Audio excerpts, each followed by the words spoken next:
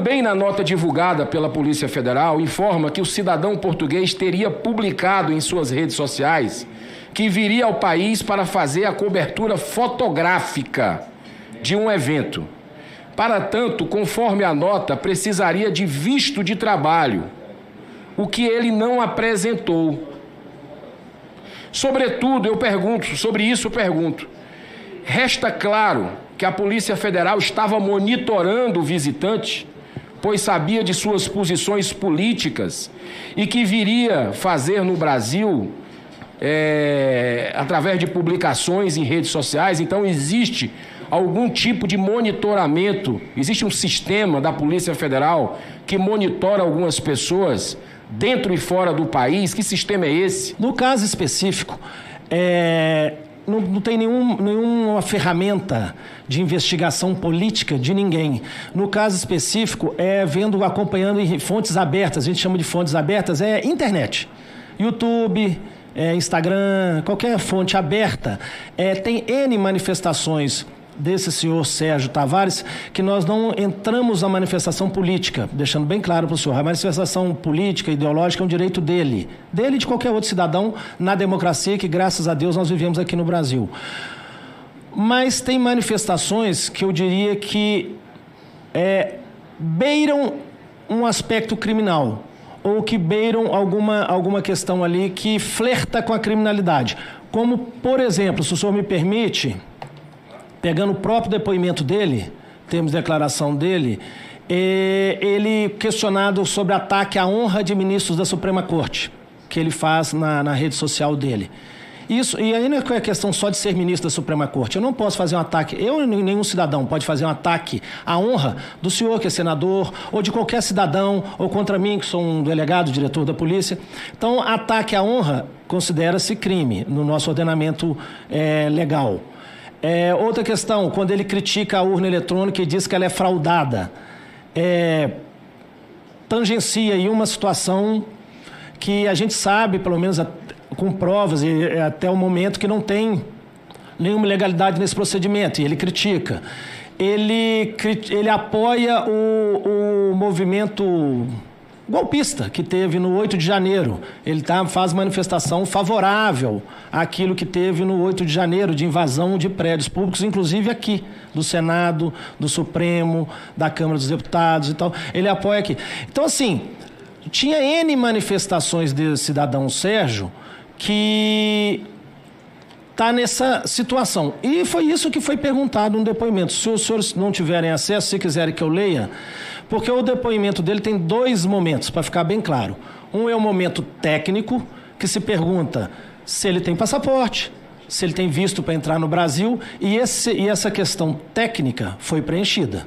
Ele tinha um passaporte, ele não tinha visto para trabalhar como jornalista, mas pelo decreto 3927, que é o Acordo da Amizade e Cooperação de Países de Língua Portuguesa, ele poderia ficar aqui até 90 dias e aí da entrada nessa documentação, regularizar. Então, a parte formal estava correta.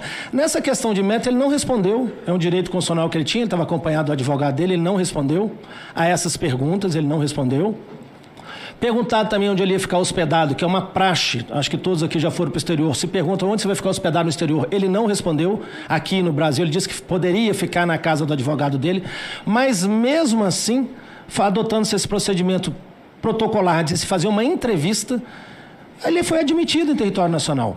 Então, tem uma coisa, eu fui muito questionado, vários ofícios chegaram para mim, ele repetindo, ele não foi preso, ele não teve passaporte retido, entrevistado, aí sim, para ver a questão formal, e por causa dessas opiniões dele que, como eu disse, flerta ou está muito próximo da situação de criminalidade.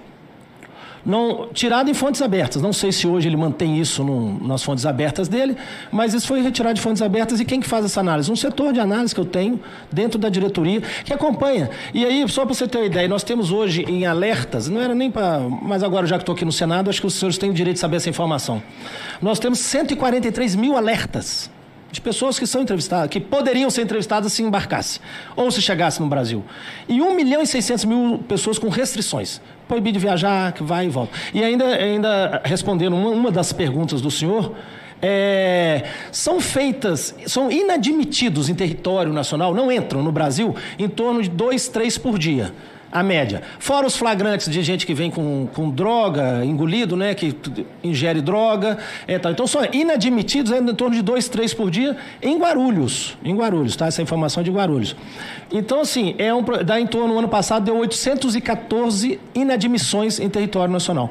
Então, é um procedimento regular, técnico, que, assim, não vejo nenhuma questão maior nesse aspecto. É um procedimento técnico que a gente adota de forma geral. E a informação que o senhor pergunta por que veio de Brasília é porque a nossa análise aqui, o setor de análise é aqui de Brasília. Concentra as informações e depois divulga as informações para o Brasil inteiro. Fica no nosso setor. Tem um nome técnico e tal, mas é um setor de análise. Esse cidadão português que busca a verdade, o Sérgio Tavares, também veio cobrir esse evento público no Senado, esse debate. Mas o constrangimento foi tão grande no aeroporto, e é isso que eu quero fazer essas perguntas aqui, no aeroporto de Guarulhos, em São Paulo, na sua entrada no nosso Brasil, que ele ficou cerca de 4 a 5 horas no aeroporto,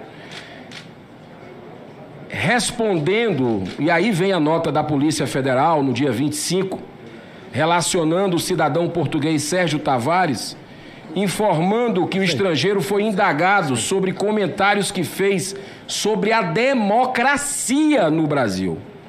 Aí eu abro aspas. Que o país vive uma ditadura do judiciário, que ele teria dito isso, só pode ser nas suas redes sociais, e ao final e que além das informações, de outras informações da mesma linha, ele fez algumas colocações aqui sobre vacina, sobre urnas eletrônicas. Primeiro, o mandamento legal para se fazer o controle migratório no Brasil é a Lei 13.445 de 2017, artigo 38. E o Decreto 9.199, artigo 170. Então, esses são e a Constituição Federal que compete à Polícia Federal o controle migratório. Então, esses são os mandamentos legais que nós somos obrigados a cumprir para fazer o controle migratório. Então, eu acho que isso está esclarecido. 2. Quanto à situação do senhor Sérgio Tavares, que tem jornalista, tem blog e tudo. Como que funciona a diretoria da Polícia Administrativa, a qual eu sou o diretor? Ela tem N atribuições, e uma das atribuições nós temos um setor de análise.